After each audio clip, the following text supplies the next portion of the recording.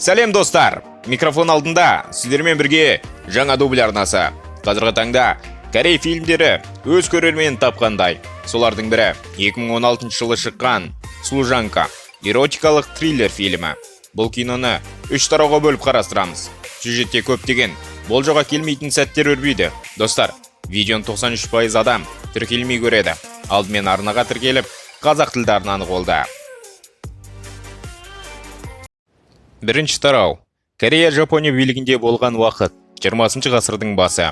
Тамако есімді қыз қызметші болып жұмыс істеуге кетеді. Ол қыз сол мекенжайға келгенде, оны күтіп алған қызметші оған осы үйдің өмір салтын таныстырады және оны жататын бөлмесіне алып келеді. Түнде қожайын қорқынышты түс көреді. Жас қызметші оған көмекке жүгіреді. Жұбатып қасына жатады. Расында, қызметшінің аты Нансаке. Ол ұрланған товар сатушымен өскен. Нансаке жұмысқа кіріспей тұрып, оларға алаяқ өзін граф сезінетін Фудзивара келген және оларға жоспары туралы айтты. Бір атақты кітап жазушымен оның жиені Хидеканың мұрасы бар. Ол Нансакені қызметші қылып, орналастырып өзіне Хидеканы ғашық қылғысы келеді.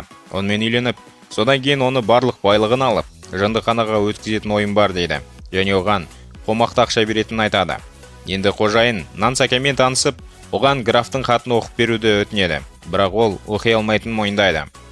Ханым Нансакеден әдемім бе деп сұрайды. Ал Нансаке граф түн сайын көз ілмей сізді ойлайды деп жауап береді. Хидеке кетіп қалғанда Нансаке ханымның бөлмесін ақтарады және киімдерін үстіне киіп көреді. Қызметші бірдене білгісі келеді және кітапханадан Хидеканы іздейді. Біртүрлі ағасымен бірге отырғанын көреді және оны қуып жібереді. Кейінірек қыз Фудзивара келгенше ханымды суға түсіреді және жуындырады.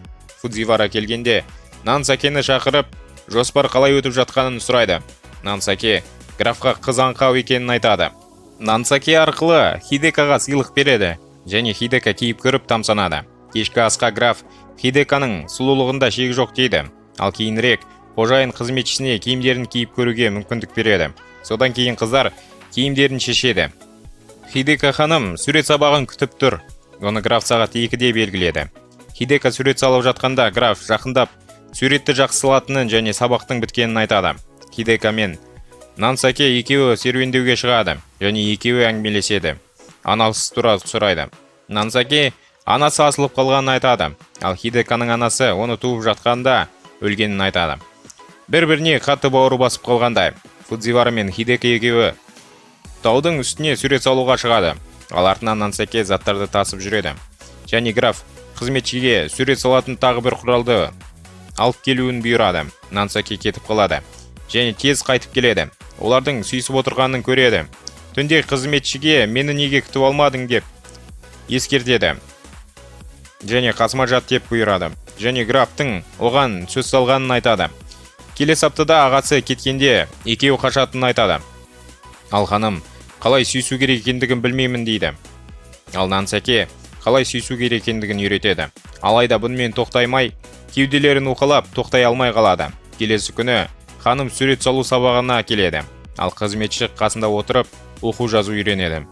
Шебер қызға ұрсады. Нансаке олардың ісіне араласады. Ал Нансакенің жұмысы ханымға қарау екендігін айтады. Олар сыртқа шыққанда Нансакеге граф ұрсады. Ол үшін олардың жұмысы орындалмай қалатынын айтады және Нансакеге беретін ақшадан айырылатындығын ескертеді. Келесі түні граф Фудзивараны емес, басқа біреуді жақсы көретінін айтады. Оған қызметші графты жақсы көріп кететінін айтып, ханым оны бетінен шапалақпен ұрады. Хидека ханым Фудзивараны қашу туралы өтінішін қабылдайды, бірақ тек бір өтінішпен. Қызметші олармен баруы тиіс. Хидеканың ағайы кетіп қалады. Және қыздар Фудзиварамен сәтті қашып кетеді. Олар қайықпен, содан соң кемеге, сосын пойызға отырып, Жапонияға жетеді. Сол түні Хидека мен Фудзивара үйленеді. Азанда пастельді қанға боялғанын көреді. Және арада бір апта өтеді. Ақшаны алып келген граф Фудзивара әйелін жындыханаға апарады. Алайда Нансаке Хидека есімімен жындыханаға түседі. Граф пен Хидека Нансакені алдап келісіп алғаны белгілі болады. Екінші тарау. Хидеканың көзқарасымен өрбиді. Онда Хидеканың балалық шағына оралады. Ол тәтес екеуі бала кезден үйде өткізілетін кітап аукционында ауқатты бай қонақтарға порнографиялық кітаптарды оқуға мәжбүр болғанын белгілі болды. Оқылым шығарымдағы көріністерді олар өздері іспен қайталап бейнелеп жеткізген. Хидеканың тәтесі асылып өлмей қашып құтылмақ болған үшін азапталып Казукидің қолынан өлген екені белгілі болды. Бір күні түнде Казукиден кітап сатып алушы болып келген Фудзивара Хидеканың бөлмесіне келіп, қашып кетуге көмектескісі келетінін мәлімдеді.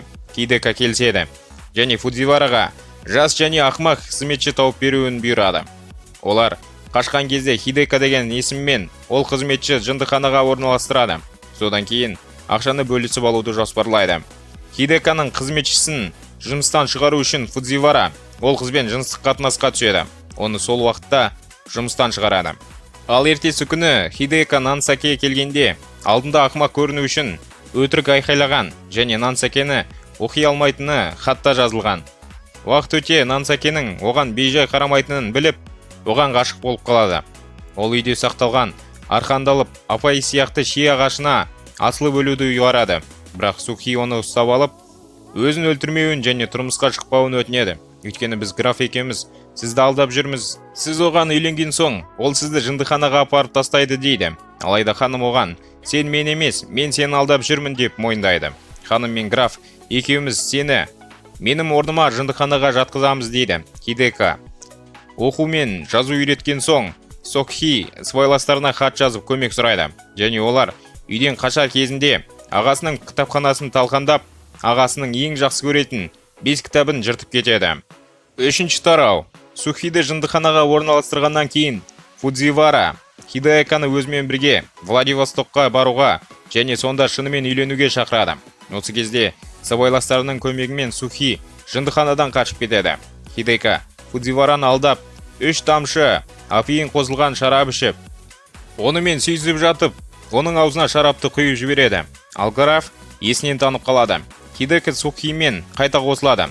Владивостокқа билетін Шанхайға ауыстырған соң, Казукидің адамдары оларды таппас үшін Хидека жалған құжат жасатып, тіркеу бетін өзгертіп ер адамға айналады.